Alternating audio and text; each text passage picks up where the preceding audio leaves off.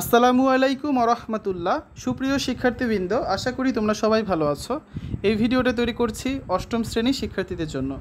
2024 সালের অষ্টম শ্রেণীর জীবন ও জীবিকা বইয়ের পঞ্চম অধ্যায় আর্থিক সেবা ও সুযোগের সাথে পরিচয় এর 7 নং পর্বে আজকে আমরা দেখব 101 পৃষ্ঠার সমূল্যায়ন ছক। যারা এখনও অন্যান্য বিষয়ের ভিডিওগুলো দেখোনি তারা আমাদের চ্যানেলের প্লেলিস্ট অপশন থেকে ঘুরে আসতে পারো।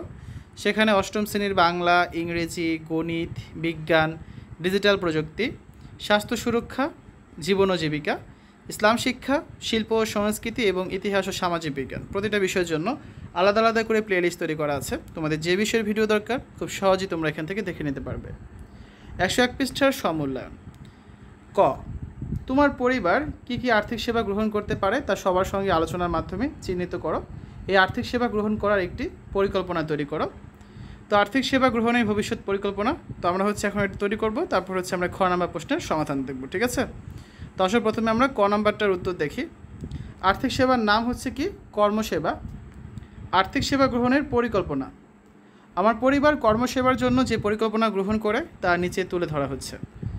প্রতিষ্ঠান যেমন সেবা প্রদান করে তার তালিকা তৈরি করা, তালিকা থেকে নিজের কাজে লাগে এমন কিছু বাছাই করা, এবার অনলাইনে আবেদন করা ও প্রশিক্ষণ গ্রহণ করা। প্রাপ্ত সুবিধা সম্ভাব্য। পল্লী কর্মসহায়ক ফাউন্ডেশন থেকে আমার পরিবার নিম্নলিখিত সুবিধাগুলো প্রাপ্ত হতে পারেন, যেমন প্রশিক্ষণ এবং শিক্ষা, বিতরণকৃত উপহার, উদ্যোগ সমর্থন এবং পরামর্শ গ্রহণ ইত্যাদি।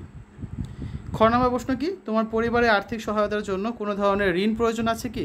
যদি থাকে সেক্ষেত্রে তুমি তোমার পরিবারকে কোন ধরনের ঋণ গ্রহণের পরামর্শ দিবে এবং ঋণের উক্ত ধরনটি তুমি বেছে নেওয়ার পেছনে কারণ কি?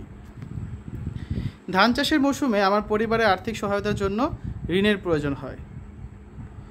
আমি আমার পরিবারকে কৃষি ঋণ নেওয়ার পরামর্শ দেব। এই ঋণ বেছে নেওয়ার কারণগুলো হচ্ছে: কৃষি ঋণ পাওয়া তুলনামূলক ঝামেলাহীন, স্বল্প সুদ ও সহজ শর্তে এই ঋণ পাওয়া যায়, সরকারি প্রণোদনা পাওয়ার সুযোগ সৃষ্টি হয়, এই ঋণ অগ্রাধিকার ভিত্তিতে দেওয়া হয়, ঋণ পরিশোধের শর্ত তুলনামূলক সহজ ও নিরাপদ। ঠিক আছে, এই কারণগুলোর জন্য আমি এই ঋণটা বেছে নিয়েছি। তো আমরা 101 পৃষ্ঠার প্রশ্ন দুইটা সমাধান করলাম। এর পরবর্তী ক্লাসে আমরা 102 পৃষ্ঠার এখানে একটা ছক আছে, এই ছকটা কীভাবে পূরণ করতে হবে সে সম্পর্কে আলোচনা করব, যেটা তোমরা দেখতে পাবে পঞ্চম অধ্যায়ের 8 নং পর্বে। ঠিক আছে, সর্বশেষ পর্ব এটি। তো শিক্ষার্থীরা, এতক্ষণ তোমরা দেখলে অষ্টম শ্রেণীর জীবন ও জীবিকা পঞ্চম অধ্যায় 101 পৃষ্ঠার সমূল্যায়ন। আশা করি তোমাদের কাছে ভিডিওটা ভালো লেগেছে।